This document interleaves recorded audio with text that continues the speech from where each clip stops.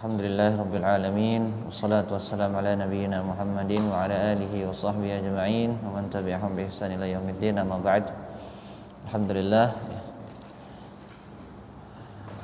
insyaallah pada pertemuan kali ini kita akan melanjutkan masih pada bab santun, tidak tergesa-gesa dan lemah lembut. Sekarang hadis ke-13. Hadis ke-16 ya. An Ibnu Abbas radhiyallahu anhuma qala Nabiyullah sallallahu alaihi wasallam la ashajji 'abdil qais inna fika la khaslatayn yuhibbuhuma Allahu al-hilmu wal anah. Rawahu Muslim. Dari Ibnu Abbas berkata Rasulullah sallallahu alaihi wasallam kepada Ashaj. Tadi saya salah ngomong. Kita ulang ya hadisnya. An Ibnu Abbas radhiyallahu anhuma qala Nabiyullah sallallahu alaihi wasallam li Ashajji Abdul Qais inna fika la khaslataini yuhibbuhuma Allah al-hilmu wal anah. Dari Ibnu Abbas berkata Rasulullah sallallahu alaihi wasallam kepada Ashaj Abdul Qais, sesungguhnya pada dirimu terdapat dua perangai atau dua sifat yang Allah mencintai keduanya, yaitu apa? Al-hilmu wal anah. Lemah lembut dan tidak tergesa-gesa. Al-hilm apa itu? Yaitu seseorang menguasai dirinya ketika marah, padahal mampu untuk melampiaskan kemarahannya dan tidak bergesa-gesa untuk memberikan hukuman.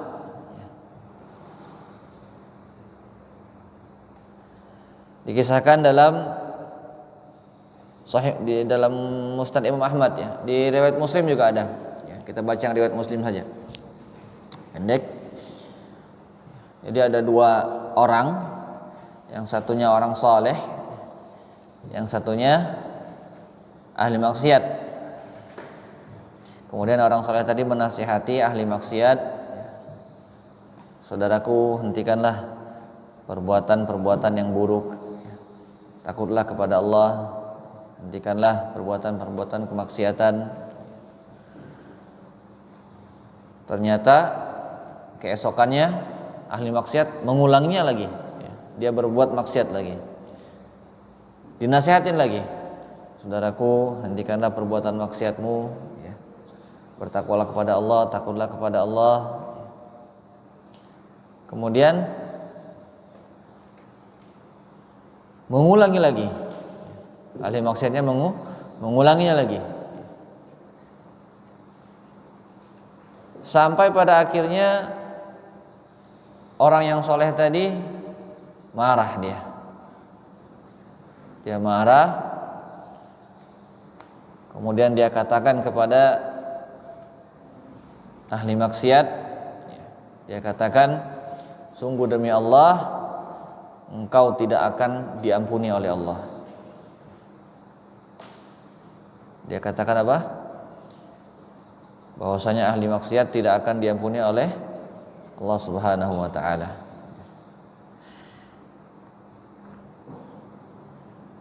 Kemudian kita baca yang diriwayat Muslim, an Jundub anna Rasulullah sallallahu alaihi wasallam anna Rasulullah sallallahu alaihi wasallam haddatsa anna rajulan qala wallahi la yaghfirullahu li fulan. Rasul sallallahu alaihi wasallam pernah menceritakan bahwa ada seseorang yang berkata, wallahi, demi Allah, la yaghfirullahu li fulan, sesungguhnya Allah tidak akan mengampuni si fulan, ahli maksiat tadi. Wa inna Allah ta'ala qala, akan tetapi justru Allah Subhanahu wa taala berkata atau berfirman, man dzalladzi yata'alla alayya alla aghfira li fulan fa inni qad ghafartu li fulan wa ahbattu 'amalak aw kama qala. Apa kata Allah? Allah Subhanahu wa taala mengatakan, man dzalladzi yata'alla alayya, siapa yang bersumpah dengan kesombongannya atas namaku, alla aghfira li fulan, bahwasanya aku tidak akan mengampuni si fulan, fa inni qad ghafartu li fulan, ketahuilah sungguhnya aku telah mengampuni ahli maksiat tadi. Dan wa ahbattu amalak, ya, kata Allah Subhanahu wa taala, dan akan aku hapus, ya, atau dan telah kuhapus amal perbuatanmu.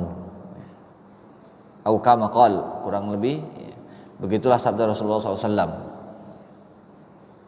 Nah, ini sifat lawan dari hilm. Dia tidak menguasai dirinya ketika marah, sehingga terucaplah perkataan yang mencelakai dirinya.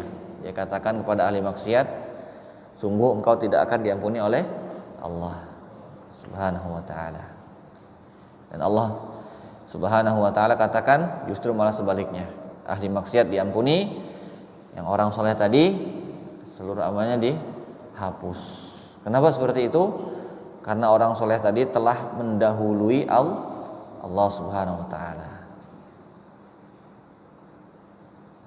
Belum ditakdirkan atau afwan, belumlah tahu, ya.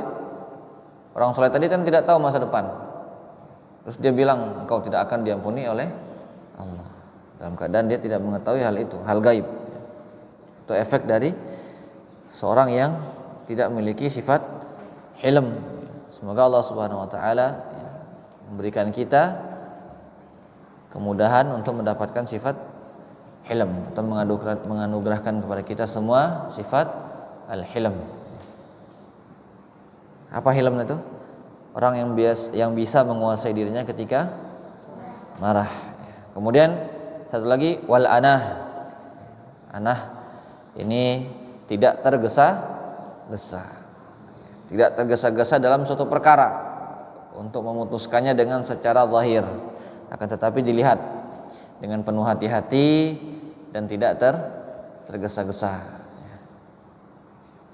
Ada orang, ada santri, ya, terlambat dia ke majelis, jangan tergesa-gesa, langsung dihukum, yang dipusap. Tanya dulu kenapa, barangkali dia ada uzur, oh ternyata habis dari toilet, atau mungkin ternyata uzur yang lain, ternyata sakit. Difahami? Kalau tadi langsung dihukum, karena Ustadz lihat sendiri orangnya di mana, nggak ada uzur bagi dia.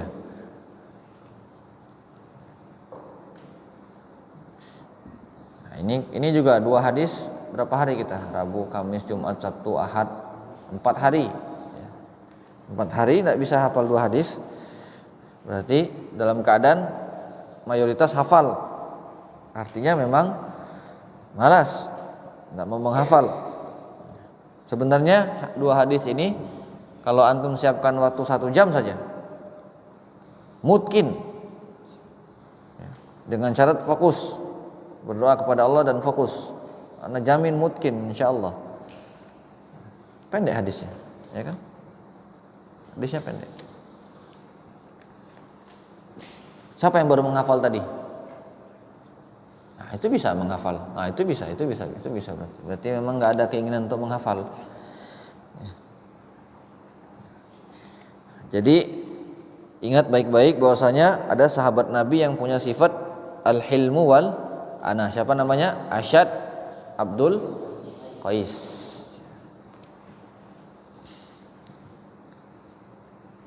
Jadi, tidak tergesa-gesa, ya. Jadi arif, bergaul dengan manusia secara lemah lembut, ya. Jangan tergesa-gesa, atau ketika marah diusahakan untuk ditahan.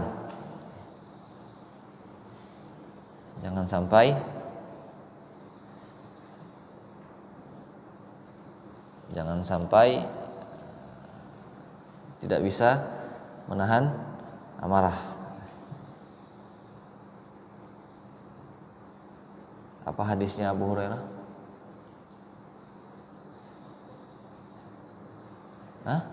Bukannya itu.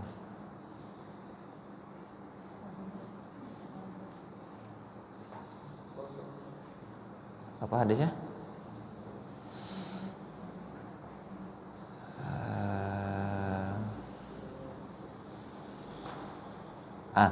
Laisa syadidu bis sur'ah, innama syadidu alladhi yamliku nafsahu indal ghadab.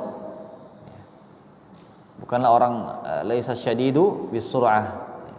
Bis sur'ah artinya apa? Bukanlah orang kuat itu yang menang dalam gulat. Innama syadidu alladhi yamliku nafsahu indal ghadab, ya. Tapi orang kuat adalah yang mampu menahan dirinya ketika marah.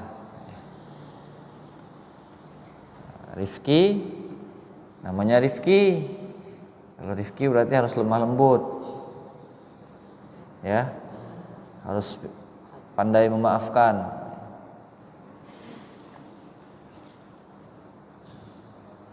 Tapi ada juga orang-orang yang harus diberikan ketegasan, tidak bisa menggunakan kelemah lembutan. Apa dalilnya?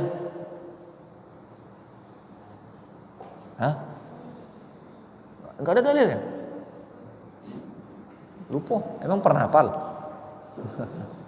Ittaqillah. Apa dalilnya? Ada, memang orang nggak bisa dia lemah lembut, harus ditegas, harus kasih ketegasan baru dia. Apa? Di surat An-Nisa atau di surat An-Nur, ya. Firman Allah Subhanahu wa taala, "Az-zaniyatu waz-zani fajlidu kulla wahidin minhuma mi'ata jaldah wa la ta'khudhukum bihima ra'fah." Jangan belas kasihan. Wala ta'khudhukum bihima ra'fatun fi dinillah in kuntum tu'minuna billahi wal yaumil akhir. Kalau kamu beriman, jangan beri kasihan, jangan ada belas kasihan. Kepada siapa ini ayatnya? Kepada orang yang berzina. Az-zaniyatu, perempuan yang berzina, waz-zani, dan laki-laki yang berzina. Fajlidu kulla wahidin minhuma mi'ata jaldah, maka deralah tiap-tiap seorang dari keduanya mi'ata jaldah, 100 kali derah atau cambuk. Kemudian perintah Allah nih, Allah Subhanahu wa taala melarang, wala ta'khudhukum bihima ra'fatun fi dinillah. Jangan belas kasihan, jangan berikan belas kasihan kepada keduanya untuk menjalankan agama Allah. Disandingkan dengan keimanan. In kuntum tu'minuna billahi wal yaumil akhir. Jika kamu beriman kepada Allah dan hari akhir.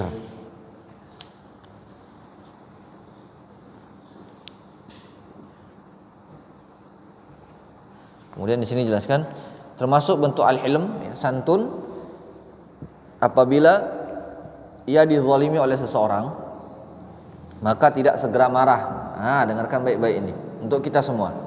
Ketika dizalimi, maka dia tidak segera marah, yang kemudian untuk segera membalasnya.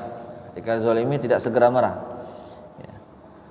Kalau tadi al-anah, ya, tidak tergesa-gesa, artinya berhati-hati dalam semua perkara. Dia tidak tergesa-gesa. Karena berapa banyak orang yang binasa dengan sebab tergesa-gesa. Ada orang malam-malam lewat, dia cuma lewat, gak ada niat apa-apa, lewat, diteriakin sama orang, maling, dipukulin orang itu, padahal dia tidak melakukan apa. Memang dia lewat di sana. Nah, ini bahaya nih, karena sikap tergesa-gesa. Jangan tergesa-gesa. Untuk menjaga malam jangan tergesa-gesa. Nanti orang lewat, dia mau numpang ke WC untuk teriakin maling, ya, hati-hati. Baik, tidak hati-hati dalam suatu perkara, ya, baik dalam penukilan khobar atau dalam masalah hukum yang ia dengar dan sebagainya, ya. Di antara manusia ada yang tenggelam dalam berita atau semata-mata karena berita yang ia dengar kemudian menyebarkannya, ya, tergesa-gesa tadi, ya, dengar berita langsung sebarkan. Dengar berita, langsung sebarkan, ya. Menukilkan berita tersebut, ya. Padahal dalam sebuah hadis dinyatakan, kafa bil mar'i kadhiba an yuhadditsa bi kulli ma sami'. Cukuplah seseorang dikatakan sebagai kadhiba, pendusta. Kapan? An yuhadditsa bi kulli ma sami'. Ketika orang tersebut menyampaikan setiap yang dia dengar. Dengar sampaikan. Enggak seperti itu. Boleh kita mendengar berita tapi tidak semuanya harus disampaikan. Ketika mendengar ambil semuanya, ketika mau bicara dipilih mana kira-kira yang cocok. Likulli maqam maqal. Di setiap tempat itu ada topik pembicaraannya masing-masing. Ada pembahasannya masing-masing. Difahami? Jadi enggak setiap yang antum dengar itu harus disampaikan. Kandungan atau faedah hadis ini yang pertama menetapkan adanya sifat mahabbah, sifat cinta bagi Allah. Dalilnya apa? Yuhibbuhum Allah. Allah mencintai dua sifat. Apa itu? Al-hilmu wal anah. Dan kedua, akhlak yang mulia ada dua, yaitu tabiat dan tatabu atau kasab, atau jibilli atau muktasab, yang telah dijelaskan di hadis pertama sekali. Ketika Asyad bin Qais bertanya kepada Rasul, ya, ketika disampaikan hadis tadi, kemudian Asyad bin Qais berkata, ya Rasulullah, ana takhallaqtuhuma au jabalani Allahu alaihima. Asyad berkata, wahai Rasulullah, apakah keduanya aku usahakan sendiri ataukah Allah yang telah mentakdirkan kedua sifat itu untukku? Apa kata Rasul? Balillahu jabalaka alaihima. Bahkan Allah lah yang telah menetapkan keduanya bagimu, kedua sifat tadi. Kemudian yang ketiga, anjuran untuk tasabbut di dalam suatu perkara atau tabayyun. Ketika mendengar khobar jangan langsung menghukumi. Tabayyun dulu, benar enggak antum melakukan seperti ini? Atau dilihat dulu, dipastikan dulu. Lihat siapa? Huma masak mie di belakang. Langsung lari aska. Ustaz, itu Huma masak mie. Kan ini hari Rabu enggak boleh masak mie. Enggak tasabut dulu dia. Harusnya tanya dulu sama Humam. Ternyata yang nyuruh Ustaz yang nyuruhnya. Ini kan enggak tasabut. Oh, itu ana yang nyuruh. Dipahami? Sabut dulu, lihat ke orang. Itu kenapa dia melanggar? Beli jajan itu, beli empek-empek. Oh, ternyata memang disuruh sama Ami Wandi misalkan untuk lauk. Antum lihat dulu, tanyakan dulu, tabayun dulu, jangan terburu-buru melaporkan. Yang keempat, hendaklah bisa menempatkan sifat lemah lembut. Kapan bersikap demikian dan kapan bersikap sebaliknya. Ada yang bisa dididik dengan lemah lembut, kita didik dengan lemah lembut, dengan kasih sayang. Ada yang ternyata nggak bisa dididik dengan lemah lembut, maka kita didik dengan bukan keras, nggak boleh keras, dengan ketegasan. Harus tegas yang ini. Difahami? Ini contohnya. Naktafi bihadzal qadar, subhanakallah bihamdika asyhadu an la ilaha illa anta astaghfiruka wa atubu ilaik. Alhamdulillah, ini kita telah hatam bab yang pertama.